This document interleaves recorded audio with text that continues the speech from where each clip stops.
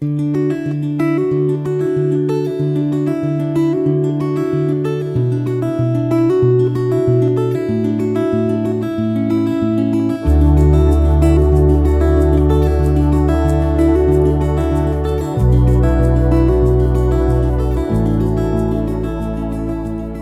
reading begins in Zechariah, chapter 2, starting in verse 1. I lifted up my eyes and saw, and behold, a man with a measuring line in his hand. Then I asked, Where are you going? He said to me, To measure Jerusalem, to see what is its width and what is its length. Behold, the angel who talked with me went out, and another angel went out to meet him, and said to him, Run, speak to this young man, saying, Jerusalem will be inhabited as villages without walls, because of the multitude of men and livestock in it. For I, says the Lord, will be to her a wall of fire around it, and I will be the glory in the middle of her. Come, come, flee from the land of the north, says the Lord, for I have spread you abroad as the four winds of the sky, says the Lord. Come, Zion, escape, you who dwell with the daughter of Babylon. For the Lord of armies says, For honor he has sent me to the nations which plundered you. For he who touches you touches the apple of his eye. For behold, I will shake my hand over them, and they will be a plunder to those who serve them, and you will know that the Lord of armies has sent me. Sing and rejoice, daughter of Zion, for behold, I come, and I will dwell within you, says the Lord.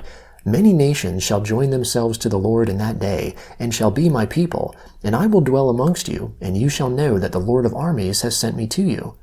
The Lord will inherit Judah as his portion in the Holy Land, and will again choose Jerusalem. Be silent, all flesh, before the Lord, for he has roused himself from his holy habitation. He showed me Joshua the high priest standing before the Lord's angel, and Satan standing at his right hand to be his adversary. The Lord said to Satan, The Lord rebuke you, Satan. Yes, the Lord who has chosen Jerusalem rebuke you. Isn't this a burning stick plucked out of the fire? Now Joshua was clothed with filthy garments, and was standing before the angel.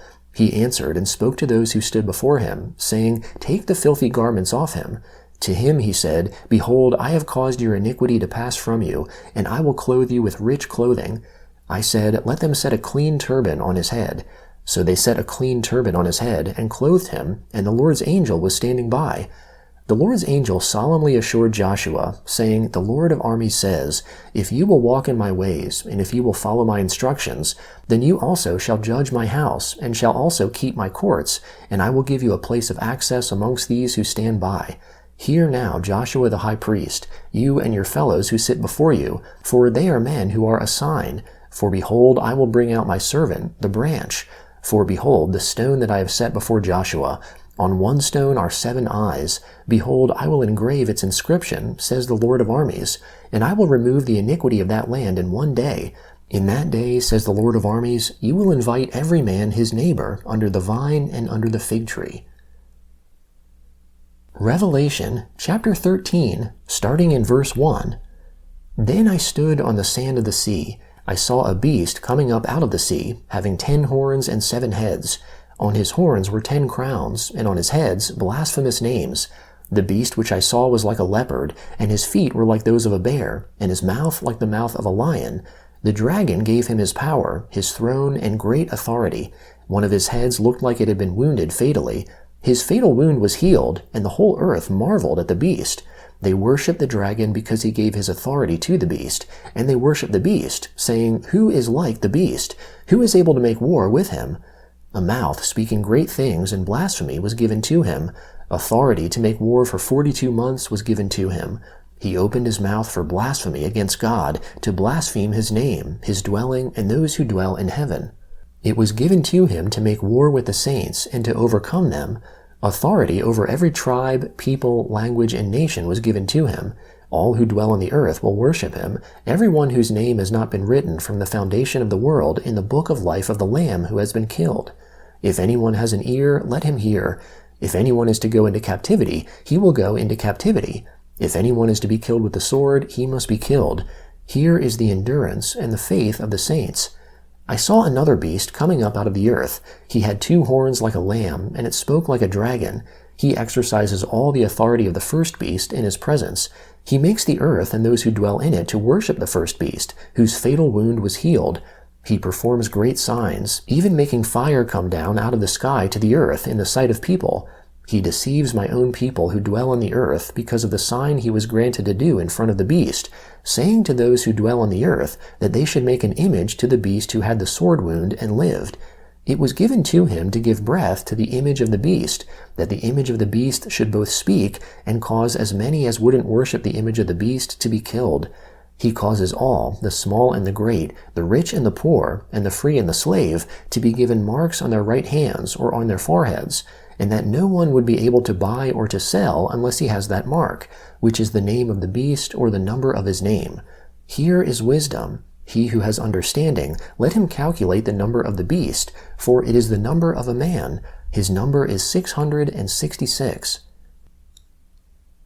Psalm 141, starting in verse 1. Lord, I have called on you. Come to me quickly. Listen to my voice when I call to you. Let my prayer be set before you like incense, the lifting up of my hands like the evening sacrifice. Set a watch, Lord, before my mouth. Keep the door of my lips. Don't incline my heart to any evil thing, to practice deeds of wickedness with men who work iniquity. Don't let me eat of their delicacies. Let the righteous strike me. It is kindness. Let him reprove me. It is like oil on the head. Don't let my head refuse it. Yet my prayer is always against evil deeds. Their judges are thrown down by the sides of the rock. They will hear my words, for they are well spoken. As when one plows and breaks up the earth, our bones are scattered at the mouth of Sheol. For my eyes are on you, Lord, the Lord. I take refuge in you. Don't leave my soul destitute. Keep me from the snare which they have laid for me, from the traps of the workers of iniquity. Let the wicked fall together into their own nets, while I pass by. Proverbs chapter 30, starting in verse 18. There are 3 things which are too amazing for me, 4 which I don't understand: the way of an eagle in the air, the way of a serpent on a rock, the way of a ship in the middle of the sea, and the way of a man with a maiden. So is the way of an adulterous woman. She eats and wipes her mouth, and says, I have done nothing wrong.